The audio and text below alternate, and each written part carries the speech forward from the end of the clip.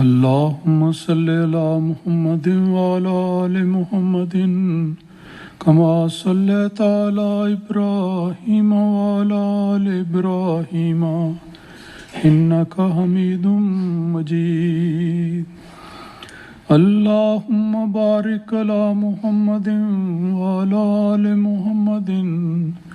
كما باركت على إبراهيم وعلى آل إبراهيم إنك حميد مجيد۔ آج کے درس حدیث میں ایک قدر لمبی حدیث کا ترجمہ پیش کیا جاتا ہے جو نہایت سبق آموز ہے اور انسانی دلوں کو جھنجھوڑنے والی بات ہے۔ یہ حدیث مسلم شریف سے لی گئی ہے، کتاب الایمان سے، اور اس کا مضمون اس طرح پر ہے کہ ان نبی شماست الامری قال حضرنا عمرو بن العاص رضی اللہ عنہ، کہ حضرت ابن شماسہ رضی اللہ تعالی عنہ بیان کرتے ہیں کہ ہم حضرت عمرو بن العاص کی وفات کے قریبی وقت ان کے پاس گئے۔ آپ پر اس وقت نزع کی حالت طاری تھی۔ وہ ہمیں دیکھ کر رونے لگ گئے اور اپنا منہ دیوار کی طرف کر لیا۔ آپ کے بیٹے ان سے کہنے لگے کہ اے ابا جان، آپ کو حضرت صلی اللہ علیہ وسلم نے ایسی بشارتیں نہیں دیں؟ یعنی انہوں نے یاد دلایا کہ آپ کو اللہ تعالیٰ نے خدمت دین کی توفیق بھی عطا کی، پھر آپ کو رسول پاک صلی اللہ علیہ وسلم نے دعائیں دیں، تو کیا وجہ ہے کہ اس وقت آپ رو رہے ہیں؟ آپ نے ہماری طرف دیکھا اور فرمایا کہ بات یہ ہے کہ ہمارے لیے بہترین بات کرنے والی سب سے اہم یہ ہے کہ ہم اس بات کی گواہی دیں کہ اللہ تعالیٰ کے سوا کوئی معبود نہیں۔ جب انہیں یہ احساس ہوا کہ یہ ان کا آخری لمحہ آنے والا ہے تو انہوں نے سب سے پہلے اس بات کو ضروری محسوس کیا کہ اس بات کی گواہی دیں کہ اللہ تعالیٰ کے سوا کوئی معبود نہیں اور محمد صلی اللہ علیہ وسلم اللہ تعالیٰ کے رسول ہیں۔ کہنے لگے کہ تم مجھ سے پوچھتے ہو کہ میں کیوں رو رہا ہوں، تو میں تمہیں بتاتا ہوں کہ سنو، مجھ پر زندگی میں 3 حالتیں آئیں۔ ایک وقت تھا کہ قبول اسلام سے پہلے مجھے حضرت صلی اللہ علیہ وسلم سے سخت بغض تھا، بہت ہی نفرت تھی، اور ایسا شدید بغض تھا کہ شاید ہی کسی کے دل میں ہو۔ اور وہ کہتے ہیں کہ میری اس وقت کی حالت یہ ایسی تھی کہ میری خواہش ہوتی تھی کہ اگر مجھے موقع ملے تو میں آپ صلی اللہ علیہ وسلم کو شہید کر دوں، اور وہ کہتے ہیں کہ اگر میں اس حالت میں مر جاتا تو یقیناً دوزخی ہوتا۔ پھر مجھ پر دوسرا دور آیا جب اللہ تعالیٰ نے میرے دل میں صداقت ڈال دی، مجھے اسلام کی روشنی عطا کی۔ اس موقع پر میں حضور صلی اللہ علیہ وسلم کی خدمت میں حاضر ہوا اور عرض کیا کہ جس طرح عام طور پر بیعت کرنے سے پہلے کہا جاتا ہے کہ آپ صلی اللہ علیہ وسلم اپنا دایاں ہاتھ بڑھائیں، اس پہ میں بیعت کرنا چاہتا ہوں۔ تو رسول پاک صلی اللہ علیہ وسلم نے اپنا ہاتھ بڑھایا تو وہ کہتے ہیں حضرت عمرو بن العاص کہ میں نے اپنا ہاتھ کھینچ لیا۔ حضور صلی اللہ علیہ وسلم نے فرمایا عمر یہ کیا؟ میں نے عرض کیا کہ میرا ارادہ ہے کہ بیعت کے لیے ایک شرط رکھ دوں، اگر وہ شرط پوری ہو تو پھر میں بیعت کروں گا۔ حضور صلی اللہ علیہ وسلم نے دریافت فرمایا کہ کون سی شرط ہے؟ تو میں نے جواباً کہا کہ میرے گناہ بخشے جائیں گے، کیا میں بیعت کروں تو میرے گناہ بخشے جائیں گے؟ حضور صلی اللہ علیہ وسلم نے فرمایا کیا تم جانتے نہیں کہ اسلام تمام سابقہ قصوروں کو مٹا دیتا ہے اور ہجرت تمام سابقہ کوتاہیوں کو دھو ڈالتی ہے، اور حج کرنا تمام سابقہ برائیوں کو صاف کر دیتا ہے۔ یہ وضاحت سننے کے بعد وہ کہتے ہیں کہ میں نے رسول پاک صلی اللہ علیہ وسلم کے ہاتھ پر بیعت کر لی، اور پھر اس کے بعد میری دوسری حالت کا آغاز ہوا، اور وہ یہ تھی کہ بیعت کرنے کے بعد حضرت صلی اللہ علیہ وسلم سے زیادہ مجھے کوئی محبوب نہ تھا۔ اتنی محبت اللہ تعالیٰ نے میرے دل میں ڈال دی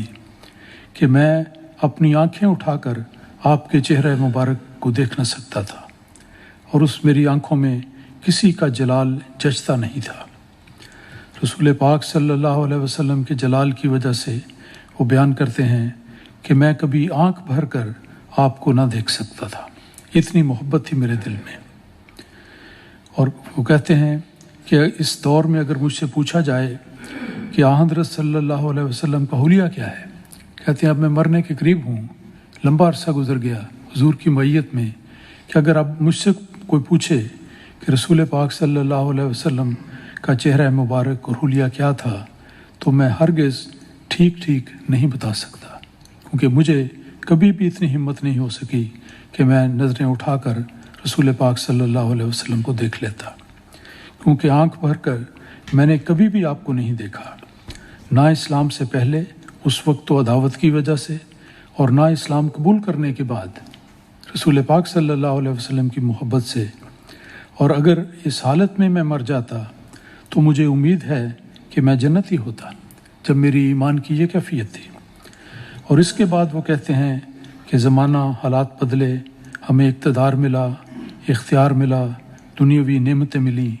اور ساری زندگی اس حالت میں گزری، تو اب میں نے یہ نہیں جانتا کہ ان ذمہ داریوں کے بارے میں میرا کیا حال ہوگا، مجھ سے کس طرح سوال و جواب ہوگا، میری بخشش ہوگی بھی یا نہیں ہوگی۔ تو مجھے یہ پریشانی ہے، اور یہ میرے آنسو اس وجہ سے ہیں کہ ایک دور گزرا عداوت کا، بغض کا، پھر اس کے بعد محبت اور پیار کا اور عشق کا، تو یہ دونوں دور گزر گئے۔ بعد میں دنیا کی فراخی کے زمانہ میں میں نے دیکھا، تو مجھے سمجھ نہیں آتی کہ میرا انجام کیا ہوگا۔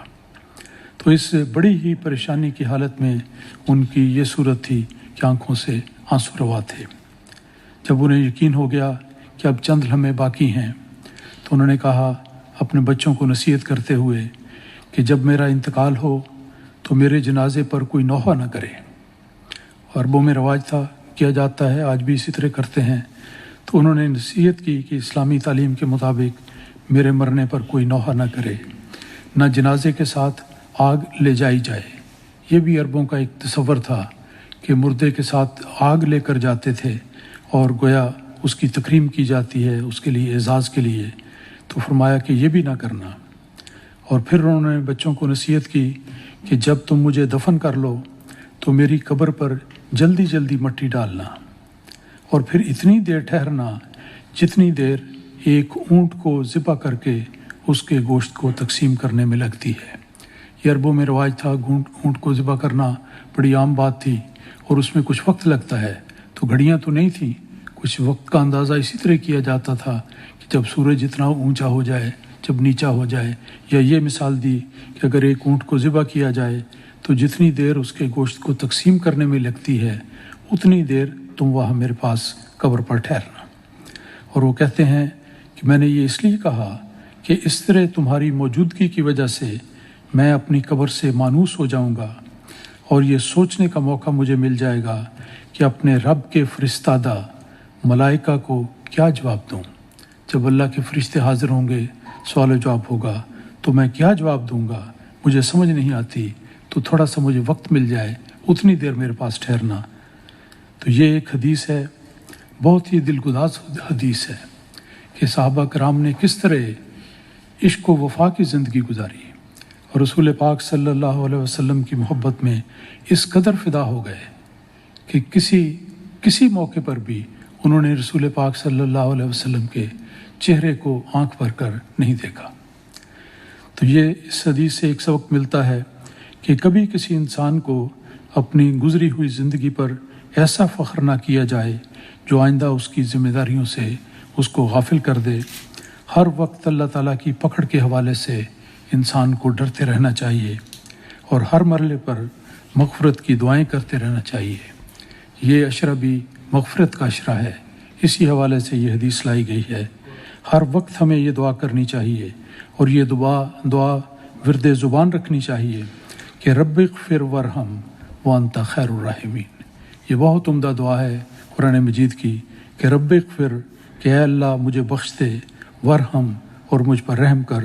وانت خیر الراحمین، تو سب رحم کرنے والوں سے زیادہ رحم کرنے والا ہے۔ اللہم صلی علی محمد و علی محمد۔